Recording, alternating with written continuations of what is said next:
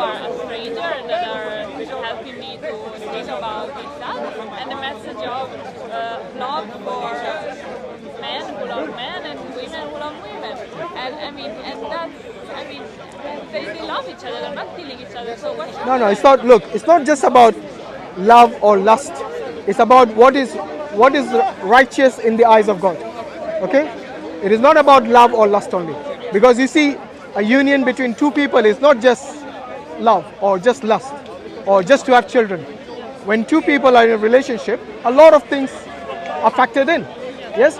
One of them is having children. Yes? One of the reasons people get married is so they have children and they procreate and they continue their race or their whatever the family line is. You see? So what I'm saying is that if God has condemned this practice, then who are we to say it is right? You see? Like tomorrow they'll say it's okay for a mother and a son to sleep with each other. Incest. How do you know? 100 years, 150 years from today, people who are same sex in this country, they used to kill them. Why? Because they said, like you just now, that there's no way they would do that. That is right. Tomorrow, in fact, there are many European countries who already want to legalize incest and even bestiality. Sleeping with animals. Human cravings will never end. And they say, oh, we love each other, the mother and son. Why can't we sleep with each other? Who are you to tell us how we should love? Yeah, this is what you need to go and look up. Because there are many people in Europe and even other places, I think, where they want to legalize this. But if this was the case, then will you use the same argument that they are just loving each other? They're not harming anyone? Would you use the same argument? Why can't you use the same? Why can't they use the argument that you're using for the same-sex marriages? Of no harm, just love. Mother and son, or mother, yes, and daughter, and father and son, or father and daughter. Incest, basically, yeah. Why can't? I really want to know from your liberal secular point of view, why can't they use the same argument of love? Because you find it disgusting, isn't it? You find it disgusting. The way your expression tells me that this is disgusting. This is something that you would never consider because it's against your culture, your tradition. Not only your religion, but even your culture, your tradition. Even the secular liberal view you're espousing, it even goes against that right now. But come 20 years from today, who knows, Maybe when you and I are grandparents, maybe it might be different that time. See what I mean? So I really want to know, what would you use as an argument against them if they say they're doing it for love? Yeah. I wouldn't. I would just say it's wrong. Because you see, for humans, we have subjective views, yeah? So what might be good for you might be bad for me, yes? So we are like billions, 7 billion people out there.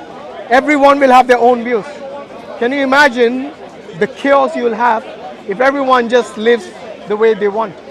Like even in a liberal secular society, we have certain laws, certain boundaries, yes, which we cannot cross, and which we, like incest, for example, the example you gave. You will not cross that boundary because it goes against your culture. Yeah? So you would say the same thing of same-sex?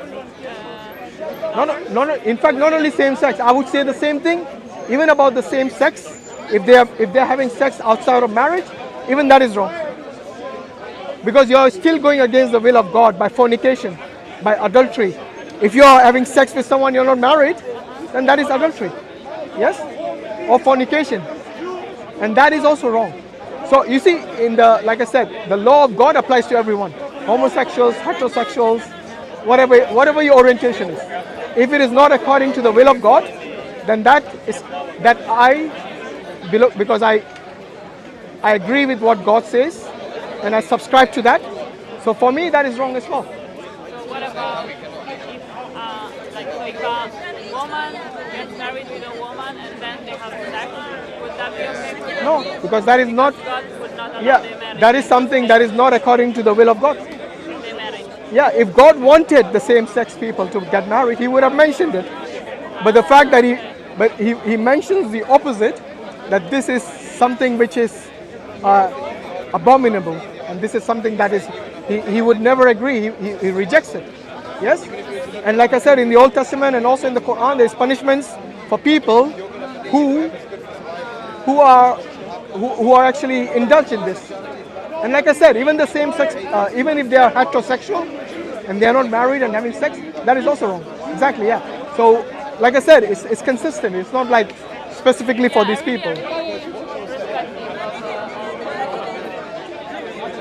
Yeah, because for us, like I said, we have subjective views, and we can all make up many things, from our desires, from our own understanding. Yeah, just a bit here. Sorry. Yes. So what I'm saying is that if you obey the will of God, because He created us, He knows us, right? So don't you think instead of listening to hundreds of people, I would just listen to one who knows me, who has created me, and He knows what is right for me and what is wrong for me.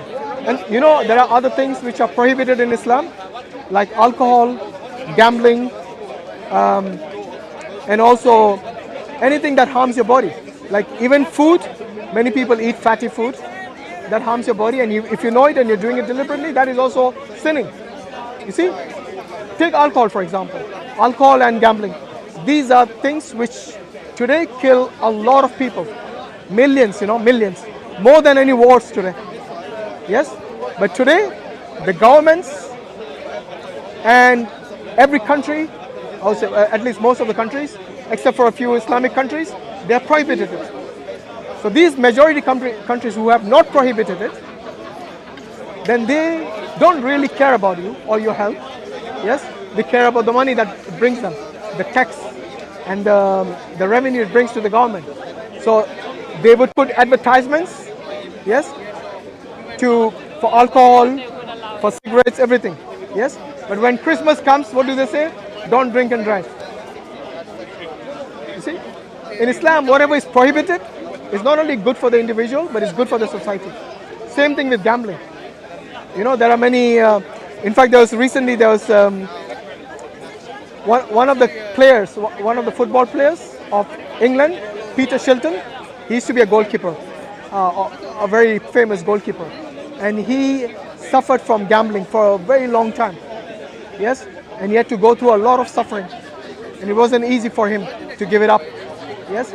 So even people who are rich and famous, once they fall into this pit hole, it's very difficult to come out of that. Again, like I said, Islam prohibits it. So not only good for the individual, but for the society. Because that gambling practice might impact his family who are not gambling. Yes, his children who are not gambling. It impacts them all. And then he starts borrowing from his friends because he wants to gamble more. He loses friends. He loses family. Same thing with alcohol. Yes, the effect goes so deep that you cannot even imagine. Yeah, if you go to the NHS, most of the treatment given are either to people who are indulged in alcohol directly or indirectly. Yes? So, look, what I'm saying is that if we abide our life according to the will of God, then we will have not only peace in this world, but also in the hereafter.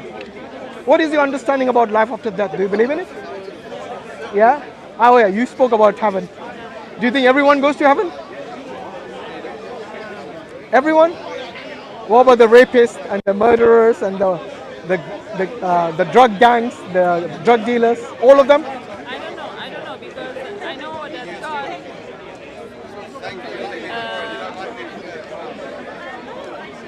has a law that is behind my comprehension. Say again? God has a law that is behind my human comprehension. So is this answer from yourself or you think it's from God? From yourself? It can't be both. No. So it's yourself then. And my question was, yeah, that's fine, no problem. So yeah, I mean, anything you want to say before we conclude this discussion? See you in heaven.